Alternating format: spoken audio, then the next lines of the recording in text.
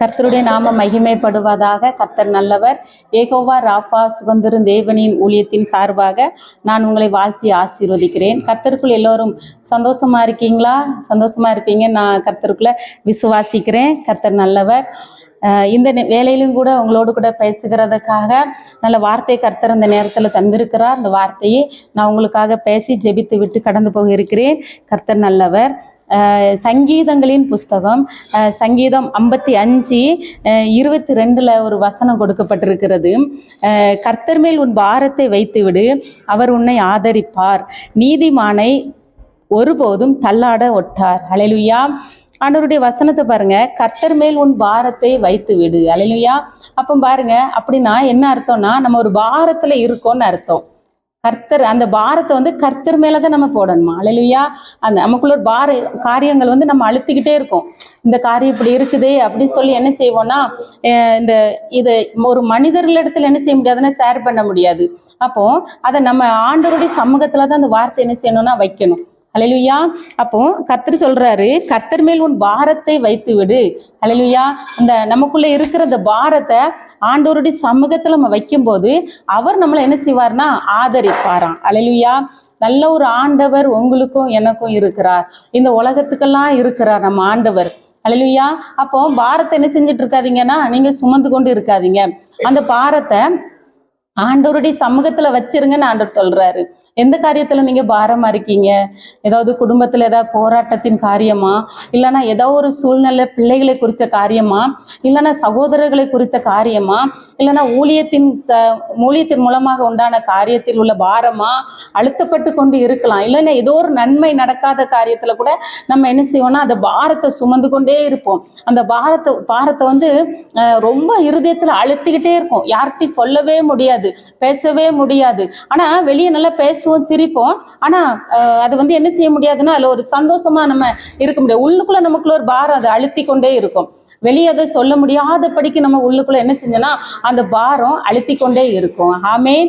அப்போ பாருங்க, நம்ம ஆண்டவர் நமக்காக கொடுக்கிறாரு, கர்த்தர் மேல் உன் பாரத்தை வைத்து விடு. உங்க எல்லாருக்கும் ஒரு பாரம் இருந்தாலும் கூட அதை கர்த்தர் மேல வைங்கன்னு ஆண்டவர் சொல்றாரு. அல்லேலூயா. எனக்குள்ள ஒரு பாரம் இருக்கதான் செஞ்சுச்சு. ஆனா ஆண்டவர் இந்த வார்த்தையெல்லாம் சொல்லும் போது அவருடைய பாதத்துல அந்த பாரத்தை வச்சுட்டேன்.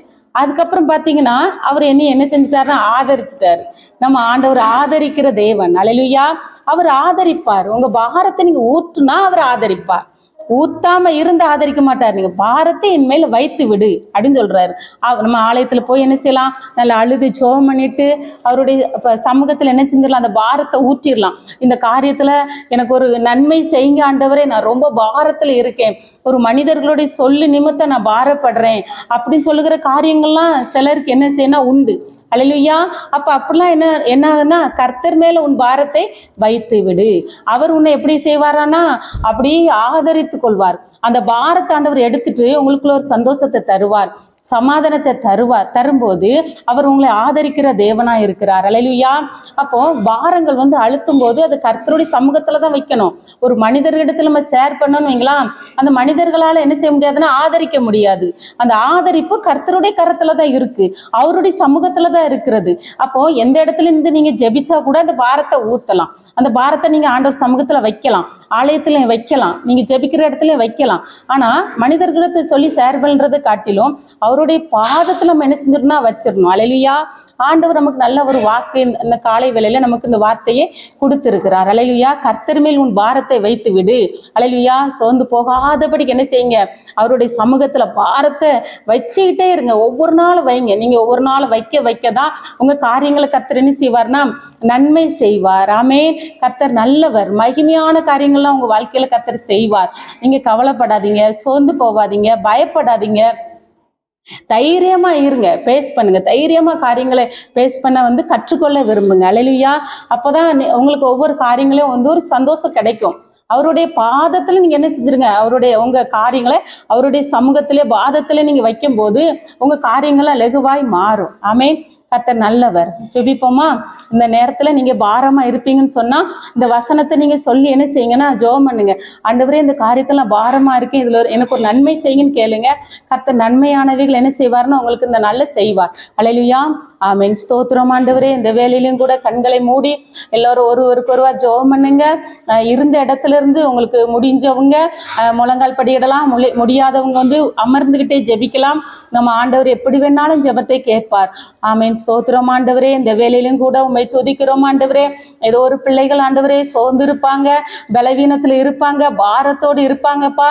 ஆமென். ஸ்தோத்திரம் ஆண்டவரே. சர்வ வல்லமுள்ள தேவன், உம்மை துதிக்கிறோம் ஆண்டவரே. கர்த்தர் மேல் உன் பாரத்தை வைத்து விடு, அவர் உன்னை ஆதரிப்பார் என்று சொல்லப்பட்டிருக்கிறது.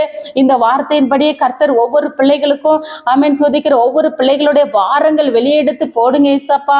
ஆமென். துதிக்கிற சூழ்நிலைகளை காட்டிலும் என் கர்த்தர் பெரியவர் என்று நீங்க சொல்லுங்க, நீங்க பேசுங்க. ஒவ்வொரு பிள்ளைகளை கர்த்தர் நீங்க ஆதரிக்கும்படியாக ஜெபிக்கிறோம். கலக்கத்தோடு இருக்கிற ஒவ்வொரு பிள்ளைகளுக்கும் என் கர்த்தர் இந்த காலை வேலையில ஆமென் துதிக்கிறப்பா, அவருடைய சமூகத்துல ஆமென் துதிக்கிற வார்த்தையை வச்சு ஆண்டவரே ஆமென் கர்த்தர் மேல் உன் பாரத்தை வைத்து விடு.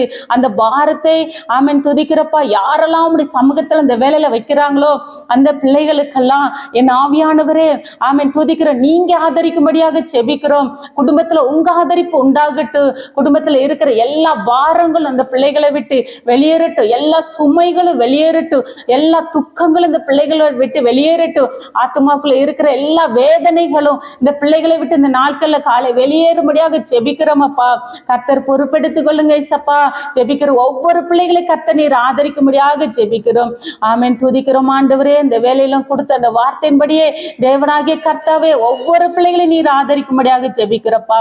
ஆமென். கர்த்தர் மேல் உன் பாரத்தை வைத்து விடு, அவர் உன்னை ஆதரிப்பார் என்று சொன்ன வார்த்தையின்படியே இந்த வேலையில இந்த பிள்ளைகளுக்கு இந்த வார்த்தைகளை ஆதரிக்கிற வார்த்தைகளா இருக்கட்டும் தகப்பனே.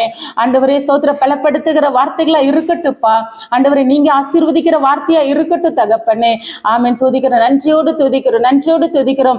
சொல்லி ஆமென் துதிக்க சொல்லக்கூடிய காரியங்கள் உண்டு, சொல்ல முடியாத காரியங்களும் ஆண்டவர் ஒவ்வொரு பிள்ளைகளுடைய இருதயத்தில் இருக்கோப்பா. அந்த பிள்ளைகளுக்குள்ளாம் கர்த்தருடைய கரம் ஆண்டவர் இறங்கட்டும். நீங்க ஆதரித்து நீங்க நடத்த வேண்டும் என்று செபிக்கிறோம். ஆமென் ஸ்தோத்திரம், நன்றியோடு துதிக்கிறோம் ஆண்டவரே. இம்மட்டு கர்த்தர் பெரிய காரியங்களை செய்து இயேசுவின் நாமத்தினால ஜெபிக்கிறோம் நல்ல பிதாவே, ஆமென். நன்றி. கர்த்தர் நம் ஜெபத்தை கேட்டிருக்கிறார். கர்த்தர் நல்லவர். ஆமென். God bless you.